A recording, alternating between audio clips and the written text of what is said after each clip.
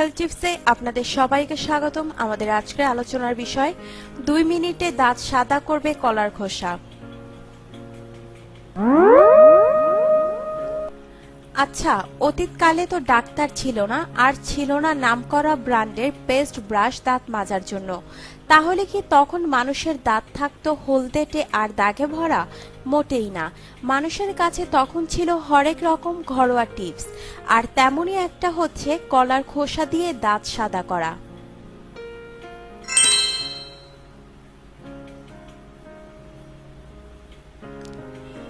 ভাবছেন এও কি সম্ভব, কিংবা ভাবছেন যাহ সব ভুয়া, তাই না? কিন্তু অসম্ভব নয় আর মিথ্যাও নয়। কলার খোসা সত্যিকার অর্থেই বিজ্ঞানসম্মতভাবে আপনার দাঁত সাদা করতে সক্ষম।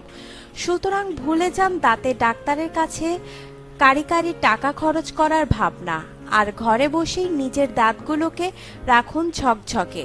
তবে হ্যাঁ, কাজটা করতে হবে সঠিক পদ্ধতিতে, আর আজ জানানো হচ্ছে সেটাই।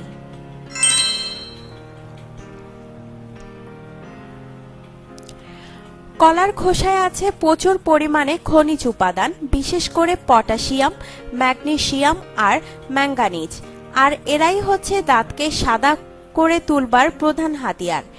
এছাড়াও কলার খোসায় আছে প্রচুর ক্যালসিয়াম ও ভিটামিন ডি, যারা কিনা দাঁতকে মজবুত করে তোলার পাশাপাশি খনিজ উপাদানগুলো শোষণ করতেও সহায়তা করে। কলার খোসা নিঃসন্দেহে সাদা করে তুলবে আপনার দাঁত, তবে ব্যবহার করতে হবে সঠিক পদ্ধতিতে এবং অবশ্যই নিয়ম মেনে। জেনে নিন বিস্তারিত পদ্ধতি।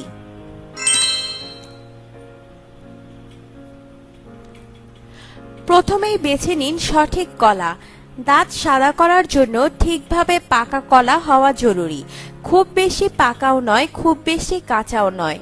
এমন কলা বেছে নিন যারা কিনা এখন নিচের দিকে একটু একটু সবুজ, কেননা এই ধরনের কলায় পটাশিয়াম থাকে উচ্চ মাত্রায়, আর এই পটাশিয়ামই দাঁত সাদা করার দায়িত্ব নেবে। কলা উল্টো করে ছিলে নিন। হ্যাঁ, যেভাবে আপনি ছিলে থাকেন কলা ঠিক তার উল্টো দিক থেকে ছিলে নিন। দেখবেন কলার গায়ে লম্বা লম্বা সুতার মতো আঁশ থাকে। উল্টো করে ছিলে নিয়ে এই আঁশগুলো থাকবে খোসার সাথেই। খোসা থেকে 4 কোনা করে 2টি টুকরো কেটে নিন। আপনার সুবিধা মতন আকারেই কেটে নিন। চাইলে এই কাটা খোসা ফ্রিজেও সংরক্ষণ করতে পারেন। এবার সকালে দাঁত ব্রাশ করবার পূর্বে এই কলার খোসা ভেতরের অংশটি দিয়ে আপনার দাঁত খুব ভালো করে ঘষুন। প্রথম টুকরোটি দিয়ে পুরো 1 মিনিট ঘষুন, তারপর সেটা বদলে দ্বিতীয় টুকরোটি দিয়ে আরও 1 মিনিট ঘষুন, অর্থাৎ পুরো 2 মিনিট দাঁতকে ঘষুন। দাঁতের প্রত্যেকটি অংশে যেন পৌঁছায় এমনভাবে ঘষতে হবে। দাঁত ঘষা হলে কিছুক্ষণ অপেক্ষা করুন। 15 থেকে 20 মিনিট করতে পারলে ভালো। এই সময় পানি বা অন্য কিছু খাবেন না, কিংবা কুলি করবেন না। সময়টা পেরিয়ে গেলে আপনার নিয়মিত ব্যবহারের টুথপেস্ট দিয়ে দাঁত মেজে নিন। এবার আয়নায় তাকিয়ে দেখুন তো লাগছে না দাঁত একটু বেশি পরিষ্কার? 4 থেকে 5 দিন এমন করার পরেই দেখবেন আগের চাইতে অনেক বেশি উজ্জ্বল হয়ে উঠেছে আপনার দাঁত। হলদে ভাব যেমন কমে গেছে, তেমনি কালো ছোপটাও অনেকটাই সরে গেছে। যারা ধূমপান বা মদ্যপান করেন তাদের ক্ষেত্রেও কাজ করবে এই পদ্ধতি, তবে ব্যবহার করতে হবে বেশ দীর্ঘদিন এবং সঠিক নিয়ম মেনে।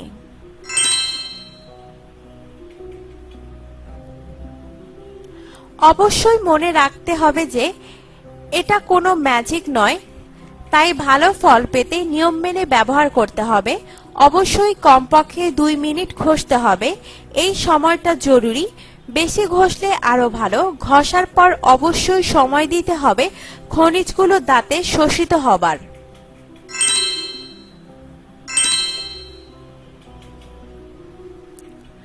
যাদের দাঁত মদ্যপান, ধূমপান বা অসুস্থতার কারণে হলুদ, তাদের ক্ষেত্রে একটু সময় লাগবে।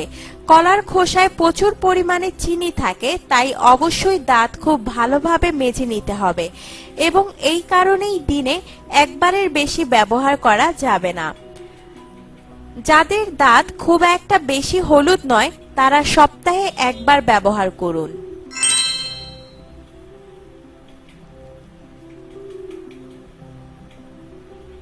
অনেকেই বলবেন যে কাজ হয় না, ভুয়া ইত্যাদি, কিন্তু মোদ্দা কথাটা হলো তারা চেষ্টা না করেই বলেছেন, কিংবা চেষ্টা করলেও সঠিকভাবে করেননি। ফল পাওয়ার জন্য অবশ্যই নিয়ম মেনে প্রয়োগ করতে হবে, আর তাই অন্য লোকের কথা শোনা বাদ দিয়ে নিজেই চেষ্টা করে দেখুন না। আপনার জীবনকে আনন্দময় করে তুলতে এবং বিভিন্ন স্বাস্থ্য টিপস ও পরামর্শ পেতে আমাদের চ্যানেল সাবস্ক্রাইব, লাইক ও শেয়ার করবেন। ধন্যবাদ।